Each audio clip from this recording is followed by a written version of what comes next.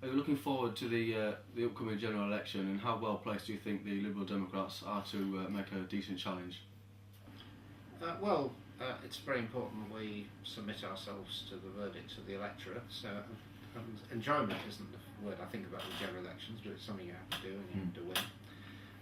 I'm standing in Twickenham constituency, which of course includes Hampton, and I've got a reasonable majority, about 10,000, but you take nothing for granted, and I've got to continue to work and keep in touch with people and make sure they're reasonably happy with what I'm doing. But on the national stage, the Liberal Democrats currently have 63 MPs. We will hope to win some, particularly from Labour, and we're defending quite a lot of seats that we won from the Conservatives in the past, and I'm optimistic we'll do it. So I think the broad position is that people are pretty fed up with the Labour government. They're not persuaded by the Conservative alternatives. It gives us an opportunity to break through the middle, and that's what we're trying to do. You lectured at Glasgow University in economics. Do you think this has given you a significant advantage during the current economical crisis, both locally and nationally? Yeah. Well, I lectured to students many years ago. It was 30 odd years ago, so it's a bit in my past. But I've done a lot of practical economic jobs. My last job before I became an MP was being chief economist at Shell, the oil company. And I think having had experience in business, in government, in overseas governments, and teaching in universities, lecturing in universities, I've got a good all-round background in economics. I sort of understand economic issues reasonably well. And there aren't too many people in Parliament with that kind of background, so it has been a help. And I think most people acknowledge that I'd understood the economic crisis coming and responded to it in a way that people have found reassuring. How do you think is the best way to attract young voters who have previously not been interested in voting?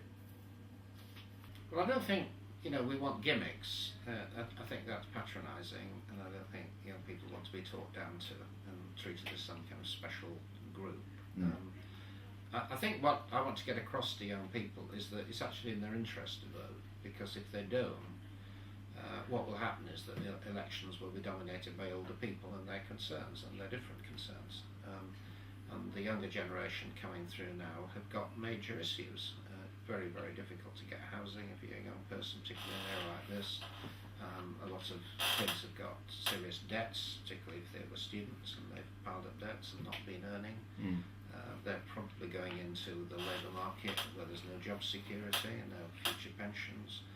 And their parents, my generation, of course, had a very different and much better set of concerns. But the older people, people over 50, 60, 70, are interested in totally different things, and they will turn out, and they'll turn out in large numbers.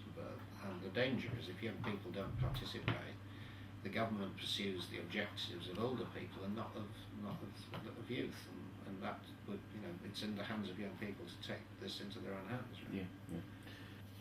What's been your greatest achievement in your time as a Member of Parliament?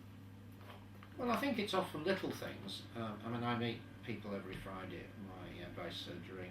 People write to me, and they've often got very deep problems, and sometimes, not always, I'm able to help them out, and it can make the difference for a family between functioning and not functioning. There's probably some very big tragedies, some very big problem, and sometimes I'm able to help, and I regard that as a great achievement, because you're actually influencing people's lives. On the bigger picture, I think I've helped to lead the debate nationally on this economic crisis for the last couple of years. I've published a book about it. It's become a bestseller. I think that's probably an achievement.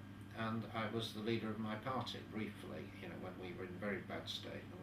Two leaders had been forced out, and we were in danger of going downhill. And I stepped in and was leader for a while, and we rallied the troops and got through the crisis. And it's we're now in a very strong position. So I think that that's something that I'm proud of. The area of your constituency in Twickenham and Hampton, Teddington and whatnot is a big rugby union and league area. What is your sporting background? Well, it's varied. I was fantastically keen on sport at school, and I've done quite a lot after. When I was at school, I played soccer, played some rugby league, because I came from York, and my granddad played for York Rugby League, so I had a rugby league background. And also played some hockey and cricket, but football was what I really liked, and I was a supporter of York City initially. Occasionally they got promoted, and I remember going to the semi-final when they got to play Newcastle, Jackie Milburn and all that, so engraved in my memory. And then when I was a teenager, I started following Leeds United, the Don Revie generation, Bremner and all those people. So I kept up my interest. I quite enjoy it. I always watch Match of the Day on a Saturday night part 2.